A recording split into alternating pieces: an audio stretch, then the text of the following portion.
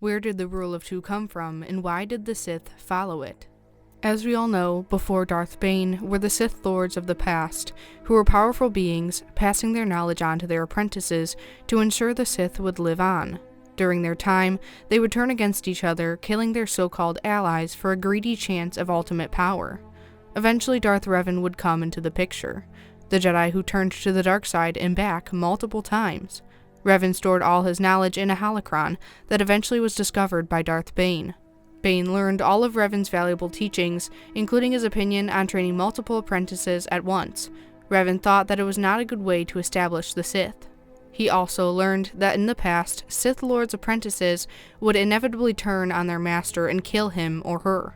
During the beginning of Bane's dark side journey, the Sith had banded together under Lord Khan and named themselves the Brotherhood of Darkness. These Sith were weaker than the dark side users before them, rejecting most of the old Sith Lord teachings and branding them as insufficient ways to keep the Sith practice going.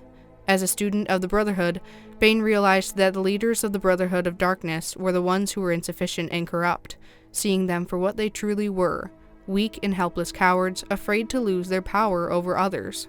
After ultimately ridding the world of this brotherhood, Bane created what he thought would bring the Sith to ultimate power over the galaxy, though it may take a while, and eventually defeat the Jedi, the rule of two.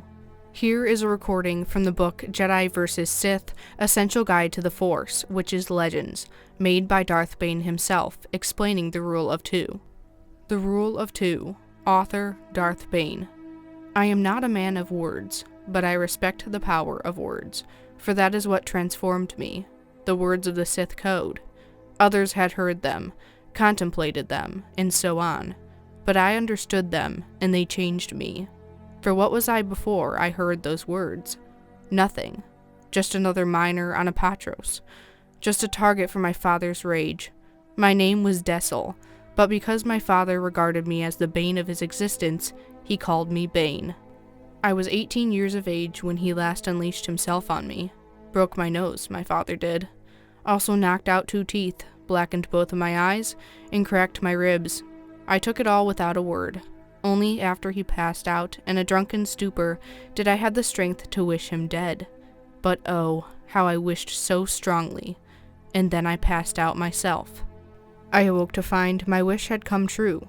The authorities ruled it a natural death.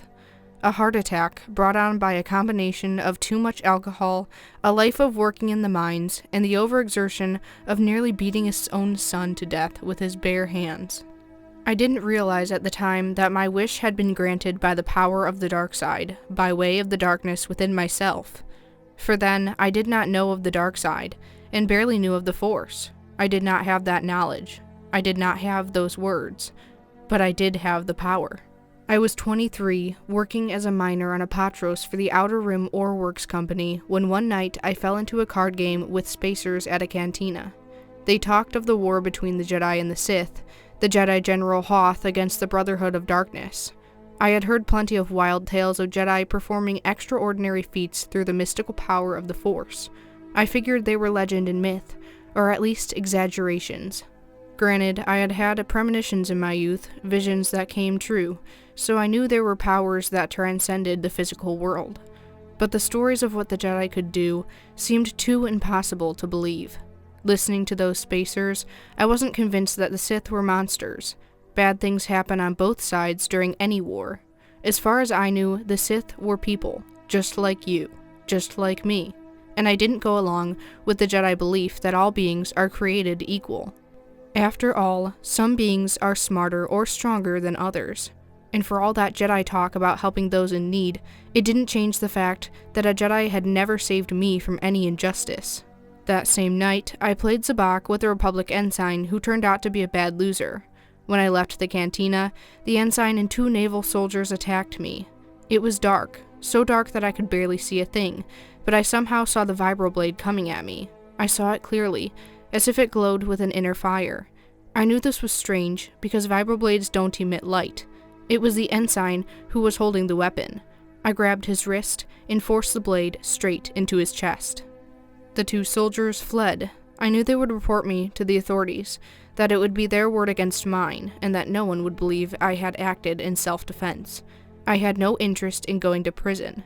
I left Apatros immediately, and I joined the Brotherhood of Darkness.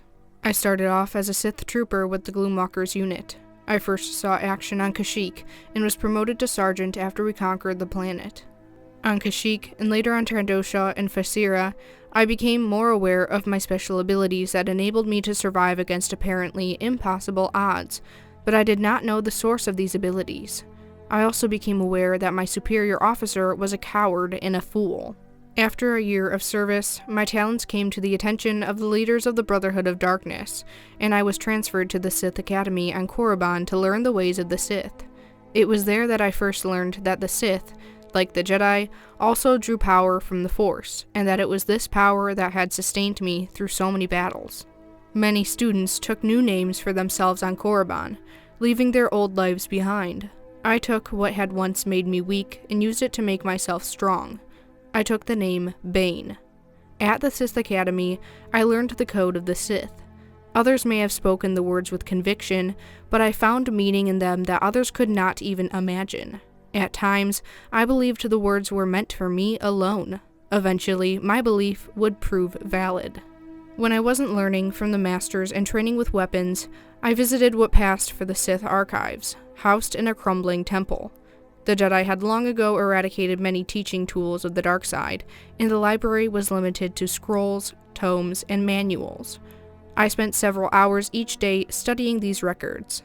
I found them fascinating, and felt that the ancient knowledge would be the key to unlocking my full potential. Through these works, my understanding of the Force took shape.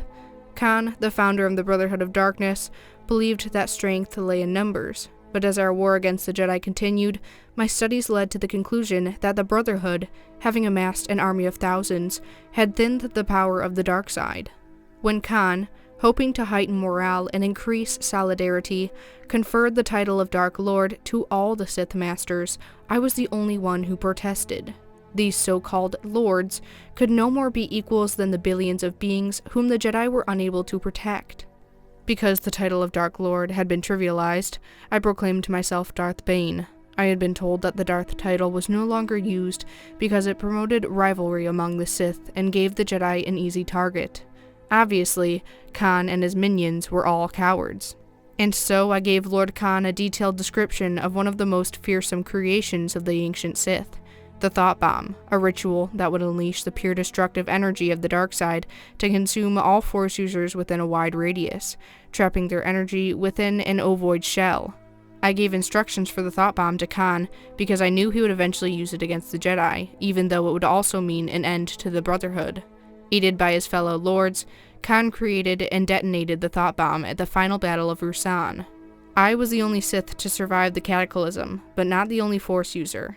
Xana was a young girl, one of the many children whom the Jedi had brought to Ruusan in their last, desperate efforts to vanquish the Sith. She would become my apprentice, Darth Xana. The power of the dark side cannot be dispersed among the masses. It must be concentrated in the few who are worthy of the honor.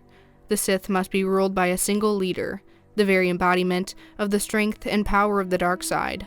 If the leader grows weak, another must rise to seize the mantle.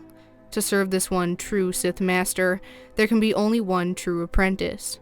Two there should be, no more, no less. One to embody the power, the other to crave it.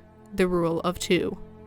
From then on, the rule of two was established, and most Sith kept to it.